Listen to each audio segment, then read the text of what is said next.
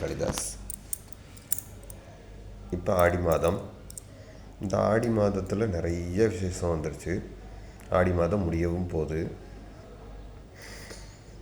16ஆம் தேதி சனிக்கிழமை கிருஷ்ண ஜெயந்தி. கிருஷ்ண ஜெயந்தி நம்ம நல்லபடியாக கொண்டாடணும். கிருஷ்ணனுக்கு உண்டான பக்ஷணமெல்லாம் செஞ்சு கிருஷ்ணரை வீட்டுக்குள்ளே வரவேற்று, நம்ம எப்படி வரலட்சுமியை வரவேற்றோமோ அதே மாதிரி தான் கிருஷ்ணரையும் வரவேற்று கொண்டாடணும். 18ஆம் தேதி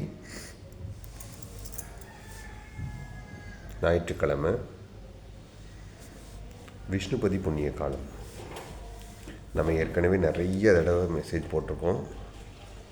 நம்ம காணொளி நிறைய பேர் பார்த்து பலனடைஞ்சிருக்காங்க. விஷ்ணுபதி புண்ணிய காலத்தில் விஷ்ணு கோயிலுக்கு போய் விஷ்ணுவையும் கொடிமரத்தையும் சேர்த்து 27 தடவை சுற்றணும்.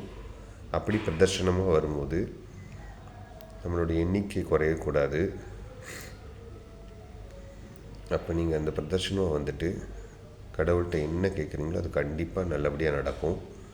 அது நியாயமான கோரிக்கைகளாக இருக்கணும். அதுதான் ரொம்ப முக்கியம்.